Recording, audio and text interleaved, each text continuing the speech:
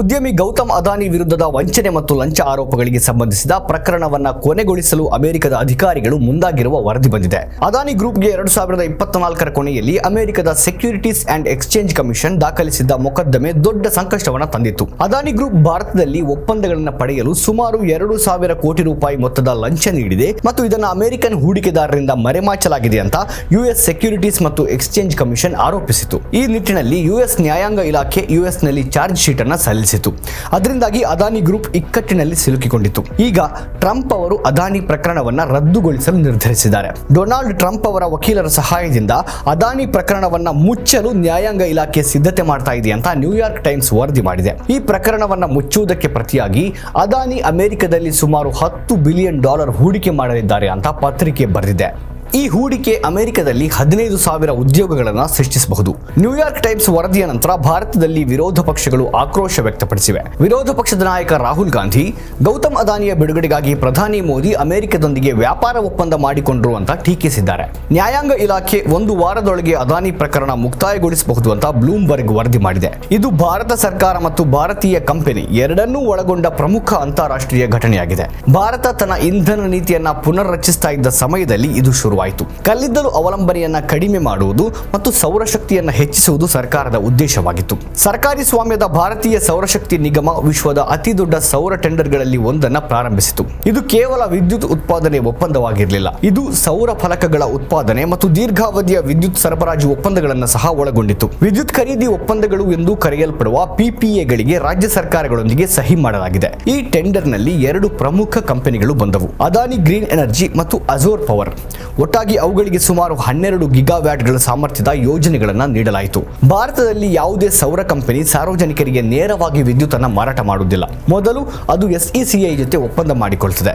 ನಂತರ SECI ರಾಜ್ಯ ವಿದ್ಯುತ್ ವಿತರಣಾ ನಿಗಮಗಳು PPAಗೆ ಒಳಪಡುತ್ತವೆ. ರಾಜ್ಯ ವಿದ್ಯುತ್ ಕಂಪನಿಗಳು ಈ ದೀರ್ಘಾವಧಿಯ PPSಗಳು ವಿದ್ಯುತ್ ಖರೀದಿ ಒಪ್ಪಂದಗಳನ್ನು ಮಾಡಿಕೊಂಡ್ರೆ 20 ರಿಂದ 25 ವರ್ಷಗಳವರೆಗೆ ದುಬಾರಿ ವಿದ್ಯುತ್ ಅನ್ನು ಖರೀದಿಸಬೇಕಾಗತ್ತೆ ಅಂತ ಅರಿತುಕೊಂಡವು. ಮಾರುಕಟ್ಟೆಯಲ್ಲಿ ಅಗ್ಗದ ವಿದ್ಯುತ್ ಲಭ್ಯವಿತ್ತು. ಇದರಿಂದಾಗಿ ಅನೇಕ ರಾಜ್ಯಗಳು ಈ ಒಪ್ಪಂದಗಳನ್ನು ಸ್ಥಗಿತಗೊಳಿಸಲು ಪ್ರಾರಂಭಿಸಿದವು. ಒಂದು ಯೋಜನೆ ತನ್ನ ವಿದ್ಯುತ್ ಮಾರಾಟ ಒಪ್ಪಂದ ಪೂರೈಸಲು ವಿಫಲವಾದಾಗ ಯೋಜನೆಯೇ ಅರ್ಥಹೀನವಾಯಿತು. ಕೆಲ ರಾಜ್ಯಗಳಲ್ಲಿ ಒಪ್ಪಂದಗಳನ್ನು ಮುನ್ನಡೆಸಲು 2021 ಮತ್ತು 23ರ ನಡುವೆ ಅದಾನಿ ಗ್ರೂಪ್ ಲಂಚ ಪಾವತಿಸಿದೆ ಅಂತ US ನ್ಯಾಯಾಂಗ ಇಲಾಖೆ ಮತ್ತು SEC ಆರೋಪಿಸಿವೆ. ಹೆಚ್ಚು ಚರ್ಚೆಯಾದ ಪ್ರಕರಣವೆಂದರೆ ಆಂಧ್ರ ಪ್ರದೇಶ. US ನ್ಯಾಯ ಇಲಾಖೆ ಸಾರ್ವಜನಿಕಗೊಳಿಸಿದ ಚಾರ್ಜ್ ಶೀಟ್ ಪ್ರಕಾರ ಅದಾನಿ ಆಗಸ್ಟ್ 2021ರಲ್ಲಿ ಆಗಿನ ಮುಖ್ಯಮಂತ್ರಿ ಜಗನ್ ರೆಡ್ಡಿ ಅವರನ್ನ ಭೇಟಿಯಾದರು ಮತ್ತು ಈ ಸಭೆಯ ನಂತರ ಆಂಧ್ರ ಪ್ರದೇಶ ಸುಮಾರು 7 ಗಿಗಾವ್ಯಾಟ್ಗಳ ಸೌರಶಕ್ತಿ ಖರೀದಿಸಲು ಒಪ್ಪಿಕೊಂಡಿತು. ಆದರೆ ಆಂಧ್ರ ಪ್ರದೇಶ ಸರ್ಕಾರ ಮತ್ತು ಅದಾನಿ ಗ್ರೂಪ್ ಎರಡೂ ಈ ಆರೋಪಗಳನ್ನು ನಿರಾಕರಿಸಿದವು. ಜುಲೈ 2021 ಮತ್ತು ಫೆಬ್ರವರಿ 2022ರ ನಡುವೆ ಒಡಿಶಾ, ಜಮ್ಮು ಮತ್ತು ಕಾಶ್ಮೀರ, ತಮಿಳುನಾಡು ಮತ್ತು ಛತ್ತೀಸ್ಗಢ ಸರ್ಕಾರಗಳು ವಿದ್ಯುತ್ ಖರೀದಿ ಒಪ್ಪಂದಗಳಿಗೆ ಸಹಿ ಹಾಕಿದವು. US ಏಜೆನ್ಸಿಗಳು ಭಾರತದಲ್ಲಿ ಪಾವತಿಸಲಾಗಿದೆ ಎಂದು ಹೇಳಲಾದ ಲಂಚಗಳ ಮೇಲೆ ಮಾತ್ರವಲ್ಲದೆ ಈ ಯೋಜನೆಗಳಲ್ಲಿ ಹೂಡಿಕೆ ಮಾಡಲಾಗ್ತಾ ಇರುವ ಹಣ ಮತ್ತು ಹೂಡಿಕೆಗಳ ಮೂಲದ ಮೇಲೂ ಗಮನ ಹರಿಸಿದವು. ಅದಕ್ಕಾಗಿಯೇ US ಪ್ರಕರಣ ದಾಖಲಿಸಿತು. ಸೆಪ್ಟೆಂಬರ್ 2021ರಲ್ಲಿ ಅದಾನಿ ಗ್ರೀನ್ ಎನರ್ಜಿ ಅಂತಾರಾಷ್ಟ್ರೀಯ ಬಾಂಡ್ಗಳನ್ನು ಬಿಡುಗಡೆ ಮಾಡಿತು. ಇದು ಅಮೆರಿಕನ್ ಹೂಡಿಕೆದಾರರ ಹಣವನ್ನು ಒಳಗೊಂಡಂತೆ ದೊಡ್ಡ ಮೊತ್ತವನ್ನು ಸಂಗ್ರಹಿಸಿತು. ಯೋಜನೆಗಳನ್ನು ಪಡೆಯಲು ಲಂಚ ನೀಡುವ ಕಂಪನಿಯಲ್ಲಿ ತಮ್ಮ ಜನರ ಹಣವನ್ನು ಯಾಕೆ ಹೂಡಿಕೆ ಮಾಡಲಾಗಿದೆ ಎಂದು US ಕಳವಳ ವ್ಯಕ್ತಪಡಿಸಿತು. ಭವಿಷ್ಯದಲ್ಲಿ ಕಂಪನಿಗೆ ಏನಾದರೂ ಆಗಬಹುದು. ಕಂಪನಿ ಮುಚ್ಚಿದ್ರೆ ಅಥವಾ ದಿವಾಳಿ ಆದ್ರೆ ಅಮೆರಿಕನ್ ನಾಗರಿಕರು ತಮ್ಮ ಹಣವನ್ನು ಕಳೆದುಕೊಳ್ತಾರೆ. ಭಾರತದಲ್ಲಿ ಸೆಬಿ ಮಾಡುವಂತೆಯೇ ಅಮೆರಿಕದ ಹೂಡಿಕೆದಾರರ ಹಿತಾಸಕ್ತಿಗಳನ್ನು ರಕ್ಷಿಸುವುದು SECಯ ಕೆಲಸ. ಆದ್ದರಿಂದ ನ್ಯಾಯ ಇಲಾಖೆ ಮತ್ತು ಸೆಕ್ಯೂರಿಟೀಸ್ ಮತ್ತು ಎಕ್ಸ್ಚೇಂಜ್ ಕಮಿಷನ್ ಸಕ್ರಿಯವಾದವು. ಅದಾನಿ ಕಂಪನಿಗಳು USನಲ್ಲಿ ಹಣ ಸಂಗ್ರಹಿಸ್ತಾ ಇದ್ದಾಗ ಅವರು ಹೂಡಿಕೆದಾರರಿಗೆ ಬಲವಾದ ಕಾರ್ಪೊರೇಟ್ ಆಡಳಿತ ಮತ್ತು ಲಂಚ ವಿರೋಧಿ ವ್ಯವಸ್ಥೆ ಹೊಂದಿದ್ದಾಗಿ ಹೇಳಿದ್ರು ಎಂಬುದು SECಯ ಆರೋಪವಾಗಿತ್ತು.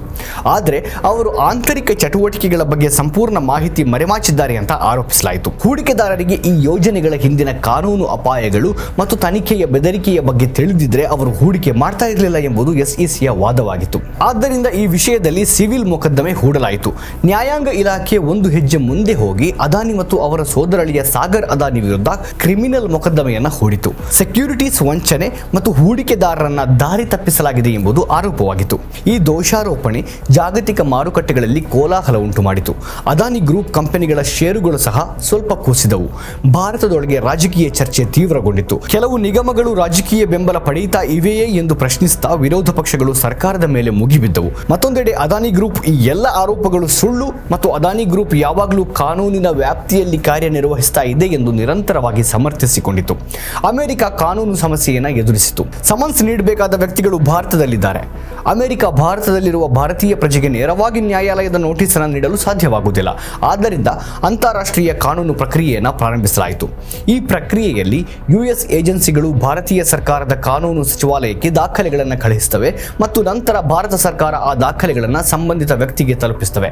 ಜನವರಿ 2025ರಲ್ಲಿ ಎಸ್ಇಸಿ ಮೊದಲು ಗೌತಮ್ ಅದಾನಿ ಮತ್ತು ಸಾಗರ್ ಅದಾನಿಗೆ ದಾಖಲೆಗಳನ್ನು ತಲುಪಿಸಲು ಭಾರತೀಯ ಕಾನೂನು ಸಚಿವಾಲಯಕ್ಕೆ ಸಮನ್ಸ್ ನೀಡಿತು.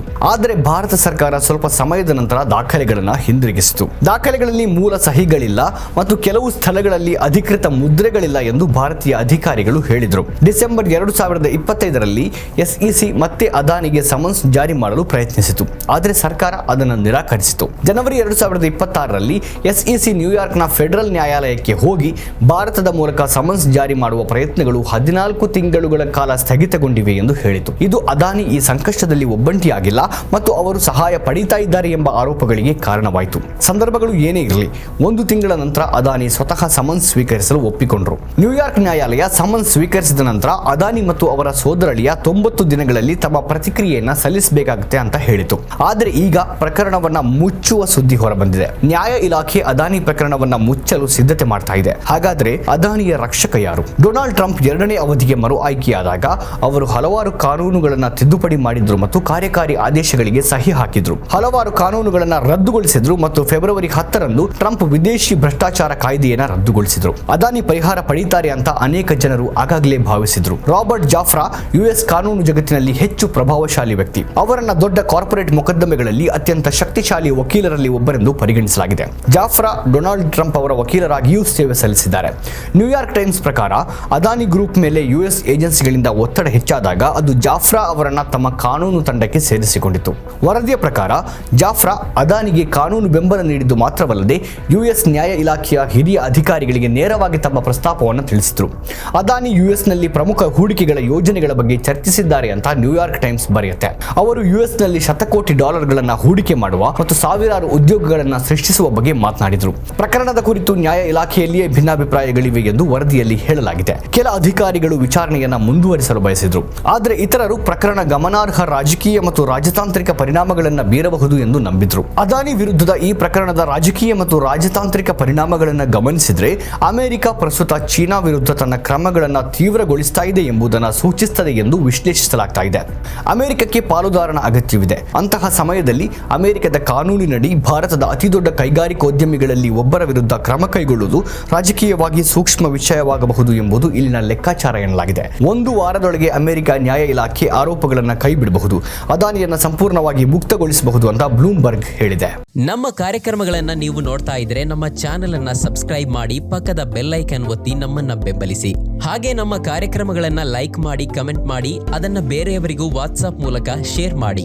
ನೀವು ಹೀಗೆ ಮಾಡಿದಾಗ ನಮ್ಮ ಚಾನೆಲ್ ಮತ್ತಷ್ಟು ಜನರಿಗೆ ತಲುಪಲು ನೀವು ನಮ್ಮೊಂದಿಗೆ ಸಹಕರಿಸಿದ ಹಾಗಾಗುತ್ತೆ. ಇದು ನೀವು ಯಾವುದೇ ಖರ್ಚಿಲ್ಲದೆ ಕೆಲವೇ ಸೆಕೆಂಡುಗಳಲ್ಲಿ ನೀಡಬಹುದಾದ ಸಹಕಾರ. ಧನ್ಯವಾದಗಳು.